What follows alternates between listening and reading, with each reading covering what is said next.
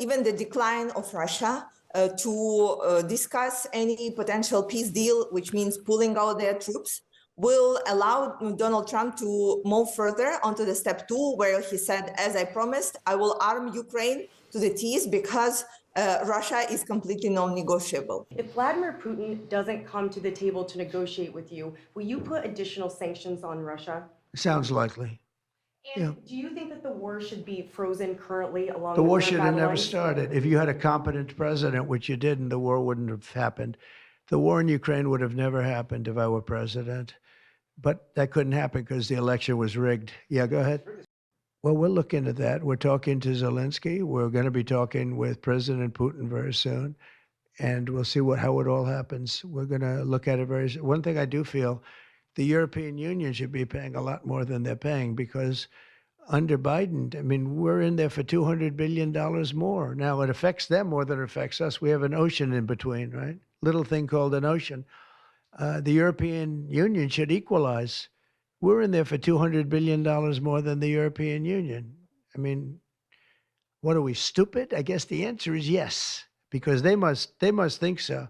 But the European Union takes advantage of us tremendously on trade. On your phone? No, but I think I might put it there. No. Donald Trump has threatened Russia with high-level tariffs and sanctions if a peace deal isn't made to end the war in Ukraine. The US president posted the statement on his social media site Truth Social, calling the conflict ridiculous and warning Vladimir Putin, we can do this the easy way or the hard way. When in the last half an hour, Russia's Deputy UN Ambassador Dmitry Polensky has told Reuters the Kremlin would need to know what Trump wants in a deal to move things forward. Well, Donald Trump spoke about a deal in the Oval Office yesterday while signing executive orders. I have to speak to President Putin. We're going to have to find out. He can't be thrilled. He's not doing so well. I mean, he's grinding it out, but most people thought that war would have been over in about 1 week. Zelensky wants to make a deal. I don't know if Putin does. He might not. I don't know. He should make a deal. I think he's destroying Russia by not making a deal.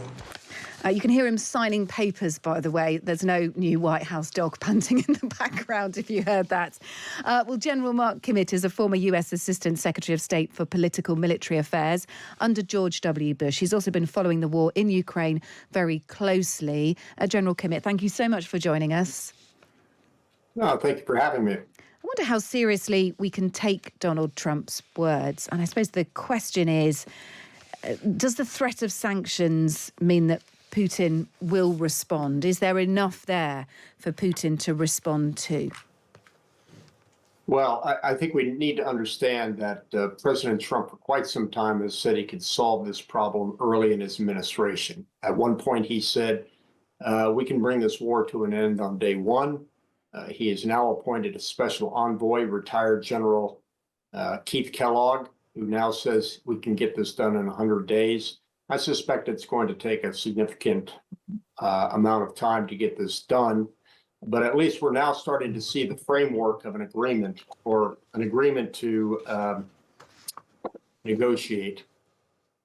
That's it. And look, there is a heavy hint from Russia, from hearing from their deputy UN ambassador. They need to know, they say, what Donald Trump wants in a deal to move things forward. That is an encouraging noise, is it not, from Russia, in terms of them being on the same page, being open to ending the war with Ukraine. The big question is, I suppose, what is going to be the demand on both sides? I wouldn't take too much from the Polensky statement. The fact remains is President Putin has always said he's willing to negotiate. It just is such that nobody has put their chips on the table in terms of, okay, what does that mean? President Trump said X, Polensky came back and said Y. I think really it's much like two people coming together to get a job. The guy says, I want a good pay. He says, how much is the pay? The answer is always somebody's got to put the money number down first. In this case, obviously, Polensky is trying to get Donald Trump to lay his cards on the table. That's not the way that Donald Trump is. I would suspect that he's going to try to get the Russians to say, what do you want? This is all just the opening kabuki, the opening, the appetizer before the meal has actually begun. And in terms of the opening kabuki, as you put it, I love the terminology used there. Thank you. Look, what do we think we're going to get from Russia? There are question marks over Ukraine joining the EU, NATO's involvement, territory that's currently occupied by Russia that Ukraine will argue is theirs traditionally, originally. What do you think Russia might come with, and would that be satisfactory to Ukraine? Because we're going to have to start, or each side is going to have to, as you say, put something on the table. Well, President Zelensky says he'll negotiate, but he's not backed away from his initial war aims, which were to push the Russians out of Ukraine, restore sovereignty to the entire country of Ukraine, also restore Ukrainian sovereignty over Crimea, and he asked for reparations from the Russians as well. He's not backed off from those, but I think all of us now understand that 2+ years into the war, almost 3 years into the war, those are unachievable objectives. On the same time, the Russians have made a very specific demand throughout, which is Ukraine cannot join NATO anytime soon. We are not going to allow Ukraine and NATO to be on the borders of Russia. So I think we're still very, very far apart in terms of the maximalist demands being made by both sides. And I think that President Trump's view is that he can come in and bring those sides together and cut the proverbial deal. What do we know about what Vladimir Putin thinks of Donald Trump? I don't think anybody really understands how Putin thinks at all. He's always been somewhat of a cipher. It indicates his background in intelligence. But look, here's what we do know. We do know that he is a significant nationalist. He believes that the end of the Cold War was the greatest tragedy that has happened to the Russians in centuries. He believes that he is the rightful heir to restore the greatness of Russia. So in terms of what he wants and what he thinks of other leaders, I think are two different things. I think more importantly is not necessarily what Putin wants, but what Sergei Lavrov wants in these negotiations. That's interesting. Okay, just expand on that for us. Tell us why that's so important, and actually how aligned Lavrov is with what Putin wants, and whether there is any middle ground here. Because so far we seem to be sort of guessing what Russia wants and what Zelensky, the Ukrainian president, might settle for. But what else can we dig into here when we're looking for clues? When rather than having Trump shout, "End the war, we need to end the war," and Vladimir Putin either ignoring him or shouting something back, there essentially needs to be a way forward. Well, the way forward for President Trump is that he knows that he has President Zelensky's ear, and he also knows he has President Zelensky's ability to fight the war. I have very little doubt that he is delivering the same message to Zelensky to end the war. And the way that he will do it, of course, will just be to cut off American support in a gradual method and take away Zelensky's ability to conduct this war, and also the public support of the Ukrainian people who believe that the United States is foursquare behind them. And with Russia, he knows that he has the leverage of sanctions. So it'll be very interesting to see how these negotiations play themselves out. There's nobody between Trump and Kellogg and Zelensky, and I don't think that there's anybody between Vladimir Putin except for Sergei Lavrov and the negotiating team.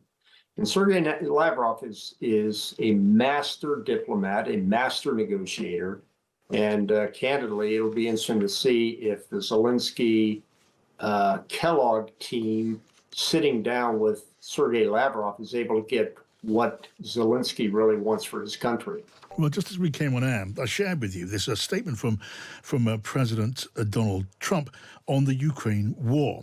He told the world through Truth Social, that media platform, that he has a very good relationship with Vladimir Putin, that he loves the Russian people, that he was now urging Russia to stop what he calls this ridiculous war. And the warning was that if Russia did not come to the table and make a deal, then they would face high levels of taxes, tariffs and sanctions on anything being sold by Russia to the USA and other participating countries. Kira Rudik has joined us on the line. She's an MP in Ukraine, the leader of the Holos Party in that parliament. Hello to you, Kira. Welcome back to the programme. Hello, John. It's good to be back on the program. Always good to have you. What do you make of this statement from Donald Trump? Well, we are moderately optimistic because we have heard many bold statements. However, from the candidate, Donald Trump, or from the president-elect, Donald Trump. And this is the first statement from the president of the United States, where I think everything that was in the statement before the word "but" is something just to sweeten the pill.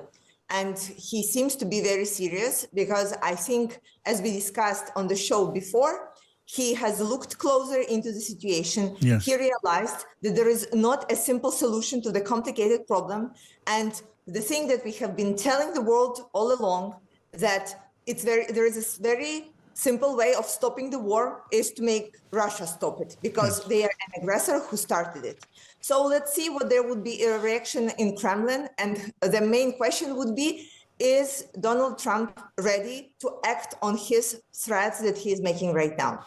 Right. I'm really interested in your answer to this, Kira, because, well, I mean, you are there. You're living this awful reality day after day after day. I know that you've been so anxious, so keen to get as much help as could possibly be obtained for Ukraine to resist the Russian advance. And here we got Donald Trump saying there has to be a deal or Russia will face sanctions. Now, I also know, as of course you will know better than me, that we've discussed many times your need for more weapons to try to push back and hold back the Russian military advance. You want to get into a position where, if there are peace talks this year, and that's what's anticipated, you're in the best possible position. Now, this does not talk about military support. It talks about economic action, undefined economic action, but economic action. And you sound as if you're encouraged by that. You take comfort from that. Yes, because, again, we have been talking about this, that the sanctions that were put beforehand on Russia, they are actually not working. Look, even on the sanctions that were put on Iran, they are obviously not working because they are able to manufacture more and more weapons and supply them between Russia, North Korea, and Iran. And we see that there are many loopholes and they are still able to conduct their economic operations. And if sanctions will start working and Russia will feel the economic difficulties, that would indeed be very helpful, because it will be decreasing their ability to produce more weapons and supplies, and actually will weaken Russia in terms of developing more weapons in the future, no matter if there is a peace deal with Ukraine or if there is not. Right, so a good deal then depends on your argument, on the force of the economic sanctions that Donald Trump is discussing here in outline. We don't know the nature of the further sanctions that he might impose on Russia, because there are, of course, a good number of sanctions on Russia now. We don't know the force and weight of the tariffs that he might enforce on Russia too. Everything in your argument now depends on that. Yes, I think that will be a good first step. And then I think even the decline of Russia to discuss any potential peace deal, which means pulling out their troops, will allow Donald Trump to move further onto the step 2, where he said, as I promised, I will arm Ukraine to the teeth because Russia is completely non-negotiable. This is our hope here, honestly, on the ground. And we really anticipate this to happen. Well, that is a clear statement of your position. You hope that for tough sanctions, and failing those, well, much more military support. We'll have to see how this develops. Kira Rudik, for now, thank you as always. Now, let us talk now for a moment about what's been going on by way of helping those in such need in Ukraine, because, well, a charity that's run by 23-year-olds has raised now more than £1 million for Ukraine. It's delivered more than 150 vehicles to the front line. And since March of 2022, Driving Ukraine has completed 36 convoys delivering former NHS ambulances and armoured vehicles and medical aid. I can talk now to one of the founders, Finn Watt, and also to the operations coordinator, Jacob Simpson. Finn and Jacob, welcome to the programme. Hello, Mr. Pienaar. Hello, Hi. John. Lovely to be here. It's great to have you here. Finn, let me come to you first. We talked, didn't we? We first spoke soon after the invasion in this war. We spoke on the border with Poland, where you were getting ready to get supplies, desperately needed supplies into Ukraine. Just give us a sense of the amount of help, Finn, that you've been able to carry into Ukraine since then.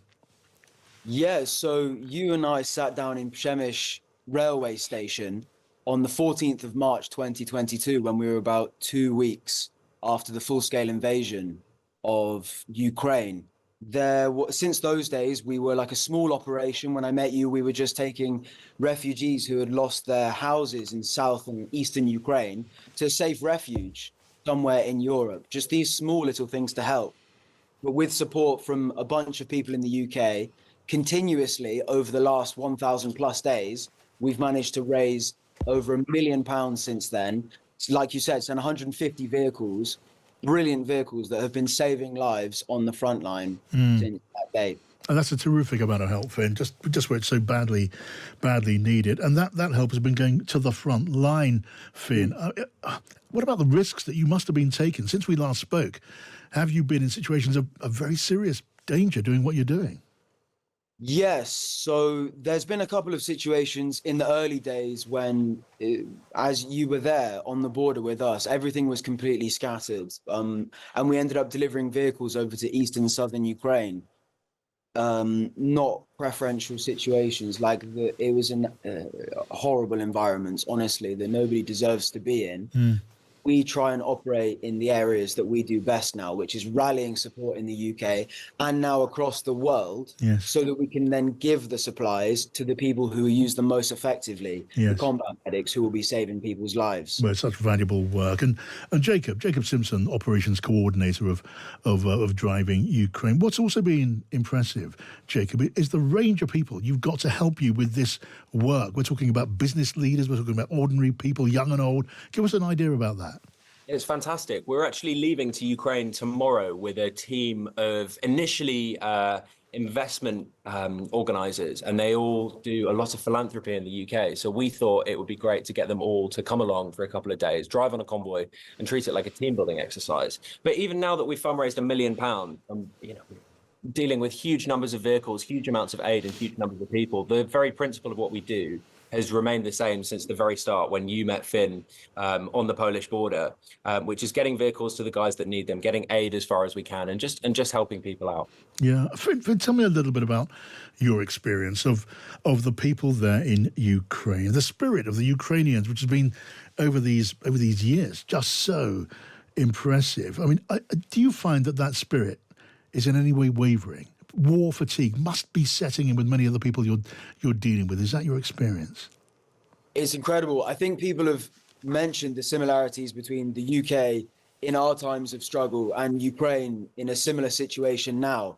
But the Ukrainian people, my experience of them for the 3 years that I've been going to the country, incredible people. And we're not just talking about willpower, strength, tenacity, resistance. We're talking about innovation, entrepreneurship, smarts. The country is filled with brilliant, brilliant people. And one of the things that's arising out of everybody being introduced to Ukraine after the full-scale invasion is people are starting to learn about the Ukrainians and how much we want to have a future with them, and they want to have a future with us. It's amazing. Yeah, well, my limited experience talking to Ukrainians for this show has always left me nothing less than so impressed. I mean, Jacob, look, we move into a key period now. Talk of maybe peace talks this coming year. Do you think our country, the UK, could and should be doing more? And if so, what? I think as far as us as an organisation, we're doing as much as we can to support from volunteers and a very simple situation where we can have people coming along, signing up to join a convoy, fundraising as much as they can. But it would be fantastic to have more Britons involved on our convoys. We're always looking for more volunteers. We're looking for an opportunity to get as many vehicles out there. So as far as we're concerned, it's fantastic. People come to us and we see a lot of very motivated people who want to support Ukraine in many different ways. And so really it's our opportunity. We're looking to rally their support and have as many people coming to support Ukraine through us. But it would be amazing to have more. Okay. And everyone's got a different skill. Right, well, the best of good wishes on that, on all that you're doing. Jacob Simpson, Finn Watt, pleasure to talk to you again. Coming up in just a moment, I'm going to be, well, crossing over and talking about what's going on the ski slopes of Switzerland, where there's a lot of very heavyweight economic talk taking place in a place called Davos. On DAB, online and on your smart speaker.